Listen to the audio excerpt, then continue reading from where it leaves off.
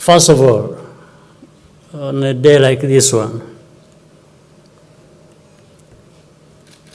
the hour, the day, the week, the year, now we are in the 28th year, remembering.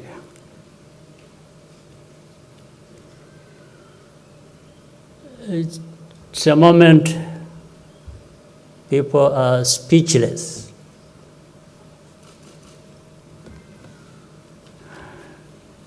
Not lacking freedom to speak, as some people would want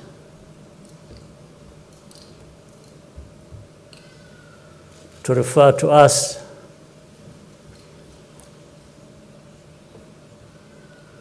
as a country that we have no freedom to speak. That's rubbish. Just doesn't make sense. But the reason is also clear why people, just imagine the testimony we have just heard.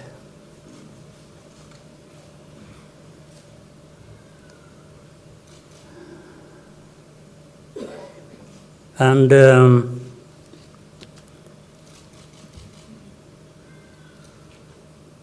people being hunted down day and night for who they were, for who some of them are still today. Also imagine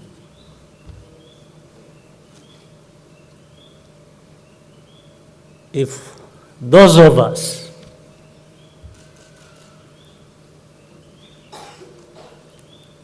who were carrying arms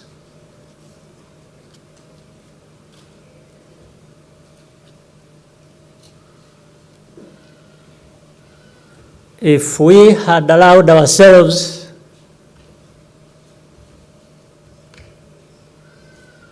to pursue those who were killing our people,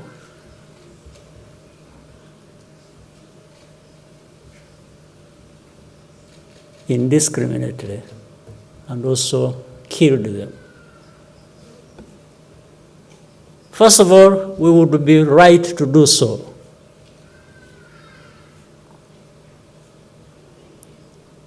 But we didn't. We spared them. Some of them are still living today in their homes, in their villages. Others are in the government, they're doing business. Some of those who are responsible or who benefited.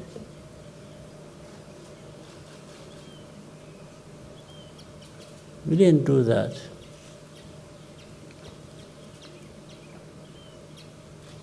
And yet, people will have guts to say what they say about us or do against us, what they still do up to now. But let me tell you,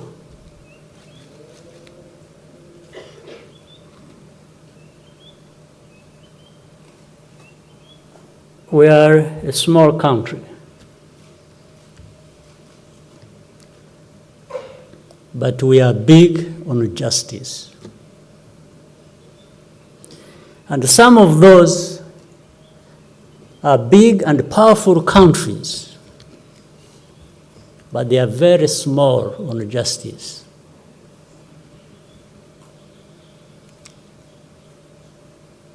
They have no lessons to teach anyone, because They are part of this history that saw over 1 million of our people perish. They are the cause. And the Rwandans just executed, killed their fellow Rwandans. But the history of that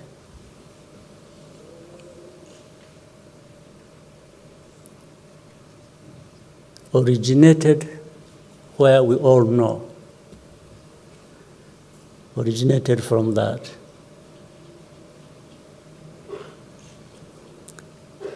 So, the very reasons that what we suffered, what we endured here, originated from there, is the reason they cannot give us peace.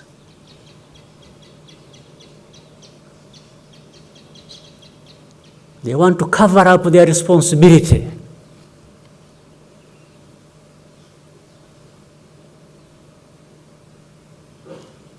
They want to cover up their silence. When the millions of people here in Rwanda needed them to speak out, to speak up, to come to their help. So in the end, the story becomes that of,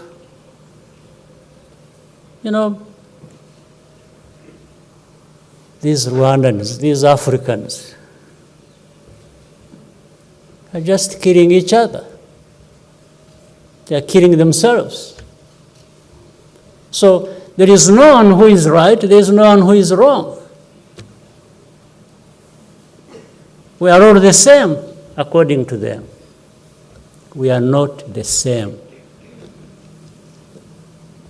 That's why we did not kill another 1 million on top of the one we lost on the hands of these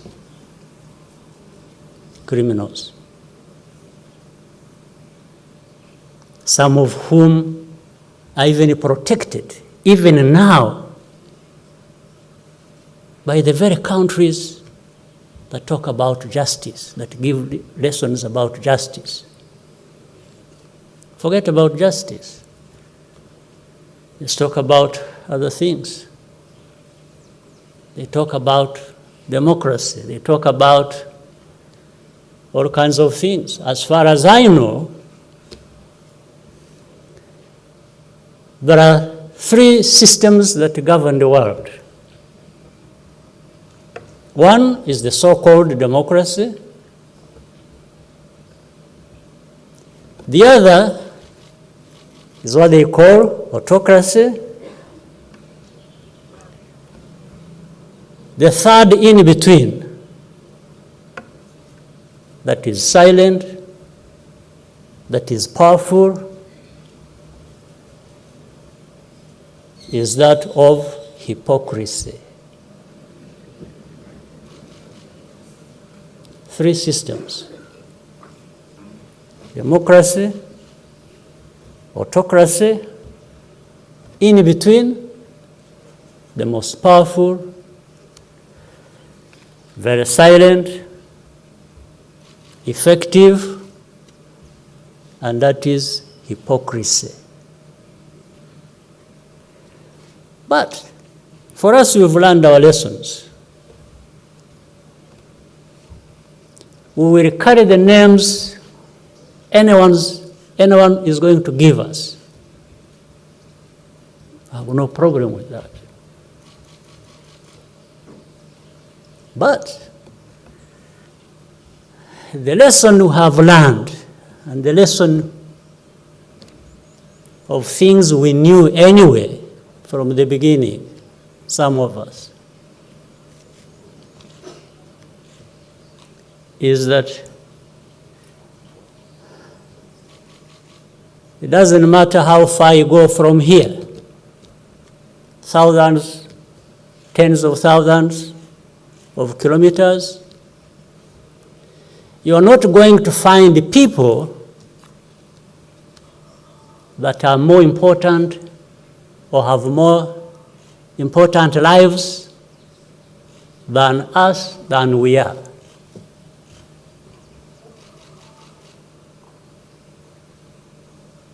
No, there are no more important people anywhere than we are. There are no such more important lives than ours. Much as our lives were destroyed, were wasted, as this testimony given by the young man there tells us.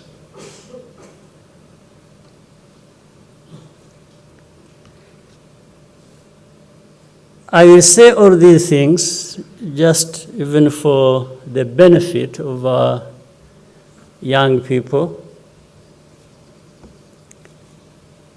that those who were born at the time are now 28.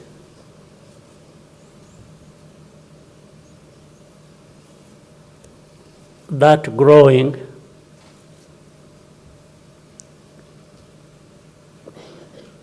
must have taught them the lessons of our history, the history of this land.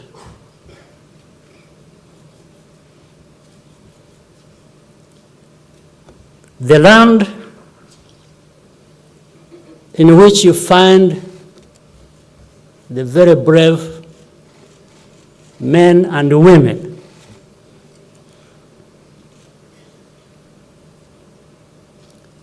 the heroes, if you will.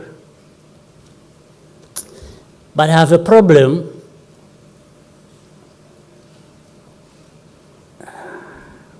with the word hero and its definition, because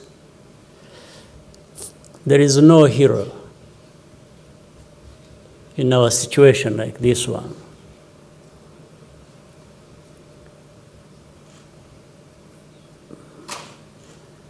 And because when you are talking of heroes, you are talking of a situation that was so bad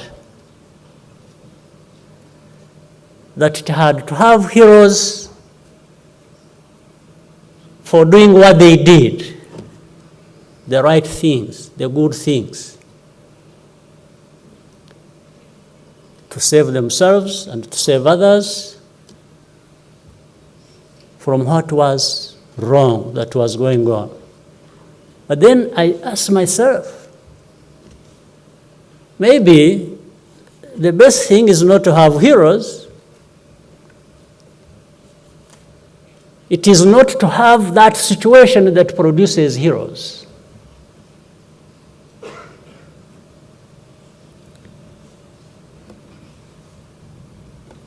Like in our situation, how does one become a hero? And you know, you've lost 1 million people over.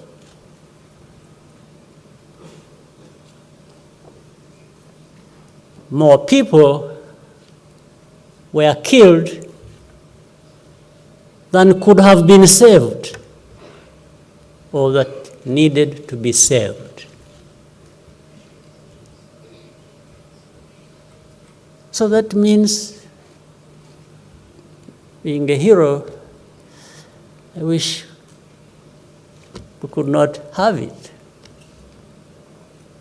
I wish we did not have that situation that has to produce heroes. We would be better off.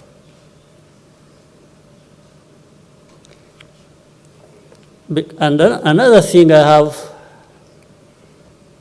that is problematic with that word is that you can also manufacture heroes. You can decide to baptize somebody a hero, especially when you are powerful.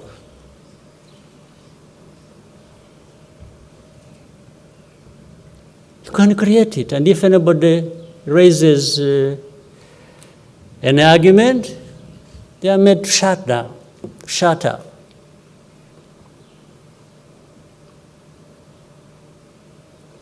That's what I meant when I said the powerful are powerful, they are big, but small on justice.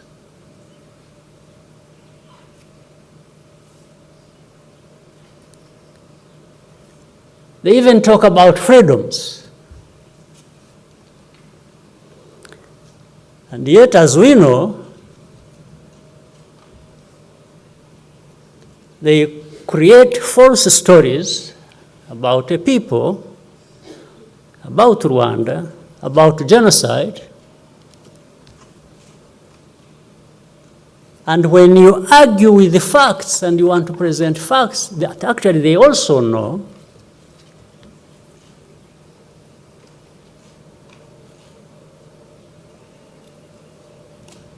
there is that power to tell everyone not to give you space to express your opinion, to answer back, to argue. And yet they are the same people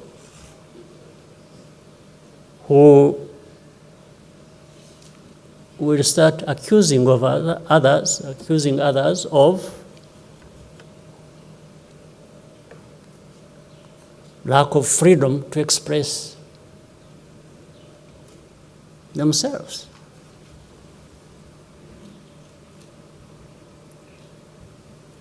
What I'm talking about is not an old story in terms of when it last happened. No, it happens even today.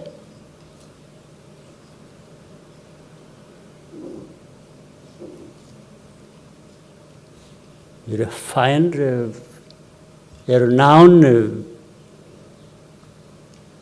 newspaper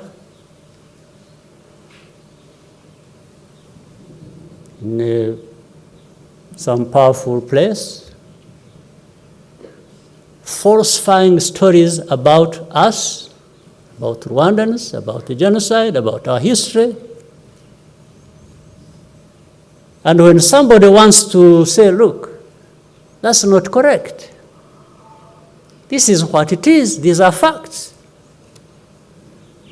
You know, you'll find it's like they have agreed among themselves, all channels through which you could have communicated or placed a reply, not to listen to you, because they want to have what they are playing, the only thing playing in everybody's ears.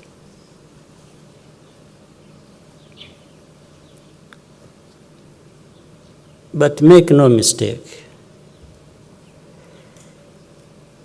in this land of ours, small as it is, it has no small people. Like we did in the past, guided by the truth, by what is right, and it did not use the means we had, the possibility we had to kill those who killed our people. You know, you can imagine people who even doubt our justice system. Then you have Rwanda, in our constitution, in our set of laws, having abolished death sentence, death penalty. Some of these powerful countries still hang people or electrocute them. They do that. In fact, for us to have even thought about abolishing the death penalty at a time we had so many people to justifiably hang. And these people miss that point. They miss the point that we are actually a country of justice, a country of laws. We believe in the rule of law. Because if we didn't, why do we do all these things? There is no amount of pressure. Let no one tell you lies. This we did ourselves. It's not because anybody influenced us or put pressure on us, and because who would put pressure on us when they are the ones doing the same thing? In any case. And then we have even people we have forgiven who were associated with this. The heart happened that we heard from in the testimony. People who were part of that, continuing to be part of that, even now,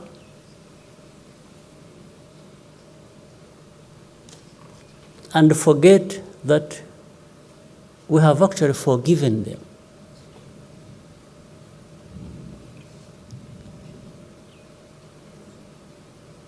So they are forgiven.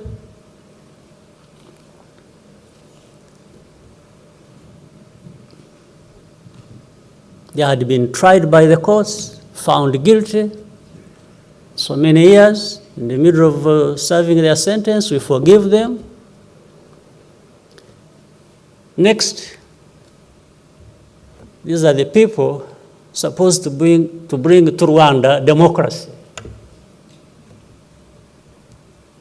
It's a joke.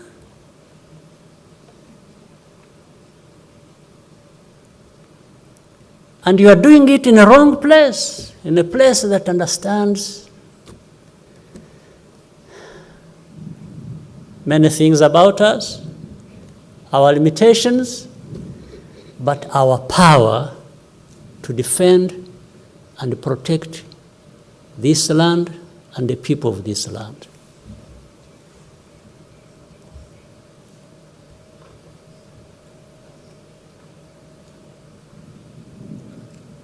Those people who go around talking nonsense every day, they should take a moment and remember a situation like this we are talking about today. That, in actual fact, also remember that it has produced different people in this land.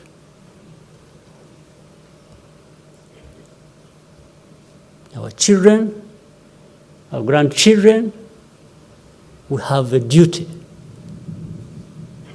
to make sure they understand this and they are there for this land, for the people of this land.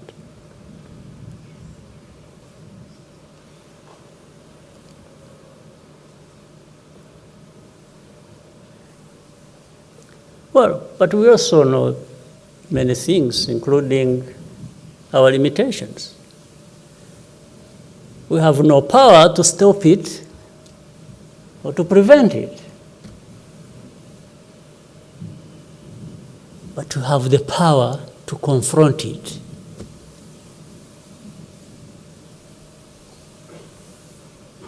It happens every day.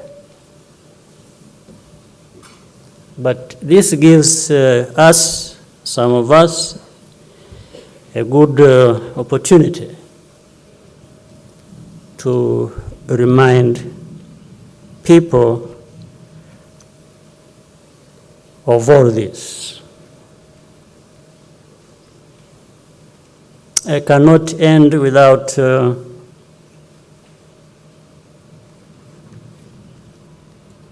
thanking leaders of our country, the citizens of our country, the young people who still find it in themselves to be normal human beings, given what has happened to them. Like, I'm really surprised that we have so many of these who still find in themselves the energy to live the way lives should be lived as normal human beings.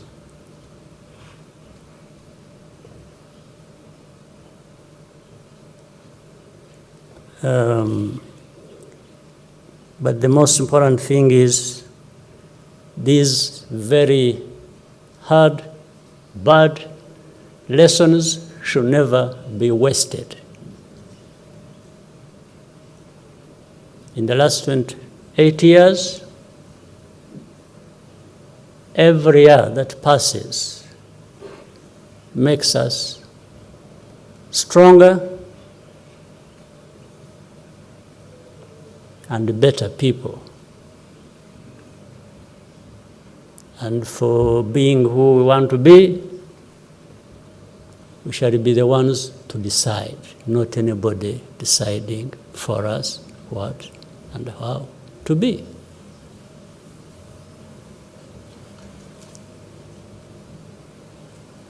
For those who keep running their false stories and imagine people could not even, but I think to be fair, the majority of the people in this world recognize what happened here and give it the name it should be called. Again, but there are others who say, no, but you see, it's only not Tutsis who died, it's also others. I mean, first of all, you're just saying the obvious. In that situation, what you're saying is obvious. But I think here we're talking about something else. When people, everybody knows here, or those who want to know, there are people who are called cockroaches here. Cockroaches, the name cockroach was reserved for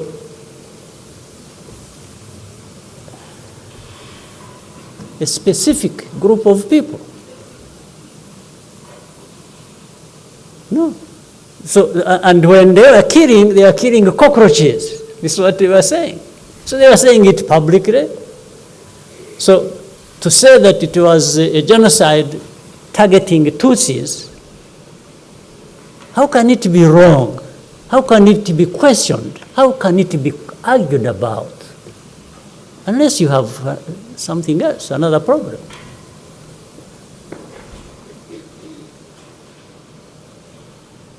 And this is now what gives room to all of these other genocidaires to start talking about championing democracy. Their newfound breed of people who are democratic, who want to bring to Rwanda democracy. Rwanda that lacks democracy and lacks freedom of speech and lacks everything normal and human.